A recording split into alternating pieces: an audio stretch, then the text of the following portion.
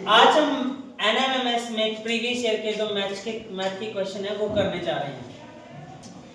आज हम जैसे पहला क्वेश्चन क्या है, एक स्मार्टफोन की कीमत 15% कम हो गई, अब इसकी कीमत 2550 रुपए है, तो इसकी मूल कीमत क्या थी?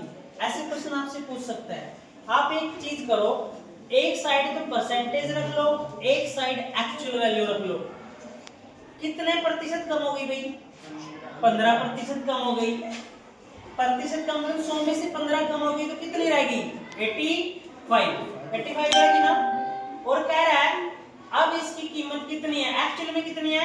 2550। मतलब 85 की वैल्यू कितनी है? 2550 कितनी है? 2550। अच्छा, मूल कीमत, मूल मतलब शुरू की कीमत, शुरू का मतलब 100% की कीमत बतानी है। 85 का मतलब 2550, एक का मतलब क्या हुआ? 2550 को किससे भाग करेंगे? 85 से। अच्छा, 100 का निकाल लेंगे तो गुणा में क्या कर देंगे? 100 कर देंगे। गुणा में क्या कर देंगे? 100।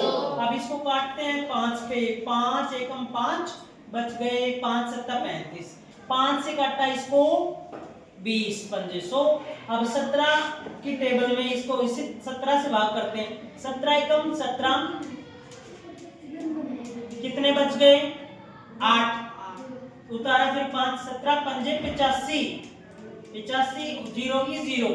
अब देखो 20 की गुणा 150 से करेंगे, 15 दूनी 30 और एक 2 जीरो और लग गई। कितना उत्तर आया अपना? 3000 रुपए थे इसके टोटल। पहले अगला सवाल करते हैं। अगला सवाल की स्टेटमेंट पढ़ना, मूल्यांकन करना है, इसकी वैल्यू निकालनी है। आपको एक बात समझनी है, पहले हम बोर्ड मास के रूल के हिसाब से काम करें तो पहले मल्टीप्लाई वाले को सॉल्व करेंगे। 4 2 जा 8, 5 7 जा 35 और प्लस माइनस की गुणा माइनस, और फिर माइनस में है 1/14 और फिर माइनस में वही गुणा आ गई। 4 3 12, 5 7 फिर से 35। अब क्या करना है? एलसीएम ले लो। 35 14 और 35 का एलसीएम लेंगे तो इसमें क्या है? 35 14 इस पे चलाएं 7 पे, 7 पंजे 35, 7 दूनी 14, 7 पंजे 35, फिर 5 पे, फिर 2 पे। एलसीएम आ गया 5 दूनी 10 और 7 70 आ गया। अब देखो इससे इसको क्या करना है? भाग करेंगे। 70 को 35, 2 आ गया, 2 8 16, लेकिन किसके हैं? माइनस के। फिर निशान किसका? माइनस का। 14 पंजे 70, 5 एकम 5, फिर किसका? माइनस का। 35 दूनी 70, 12 दूनी 24, सारे माइनस के हैं तो हम माइनस लगा के जोड़ देंगे। 16 और 5 21, 21 और 24 कितने होते हैं? 45 और बाई में क्या है? 70। अब किस पे चल रहा है ये? 4 पे, 5 पे। 5 9 जा 45, 5 से काटेंगे इसको 5 जब 5 14, 9/14, 9/14 माइनस का, ये रहा इसका आंसर। क्लियर? अगला क्वेश्चन करते हैं।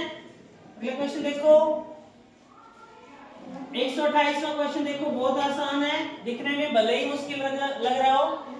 एक बात आपको नोट करनी है, किसी की भी पावर 0 है, चाहे वो 10 की हो, चाहे वो 1000 की हो, चाहे वो कोई भी संख्या है, किसी की पावर 0 है तो उसकी वैल्यू हमेशा 1 रखनी है, 1 रखनी है।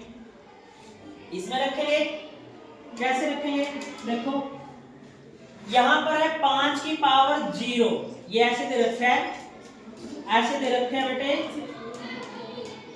और नीचे क्या है? 10 की पावर 0। अच्छा देखो 5 की पावर 0 का मतलब 1, प्लस में 2 की पावर 0 का मतलब 1, अब इसको ब्रैकेट में रख, गुणा 10 की पावर 0 का मतलब 1, 10 की पावर 0 का मतलब 1, 1 से 1 कट गया, 0, 1 और 1 2 हमारा आंसर आ गया। ये इसका आंसर रहेगा। अब अगला क्वेश्चन, अब ध्यान से पढ़ो इस क्वेश्चन को, एक बार पढ़ो। इस क्वेश्चन को पढ़ेंगे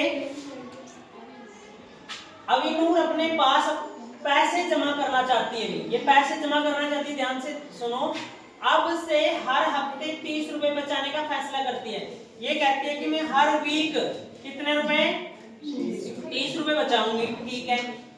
यदि W का मतलब वीक है, W का मतलब सप्ताह है, और S का मतलब बचत है, तो वो WS से क्या कर देगी, बचत, और इतने वो पैसे बचा लेगी। अब क्या करना है, कौन सी बीजगणित है, W को, S का मतलब है कुल बचत, जो S का मतलब क्या है, उसकी कुल बचत है। कुल बचत क्या होगी, W सप्ताह के अंदर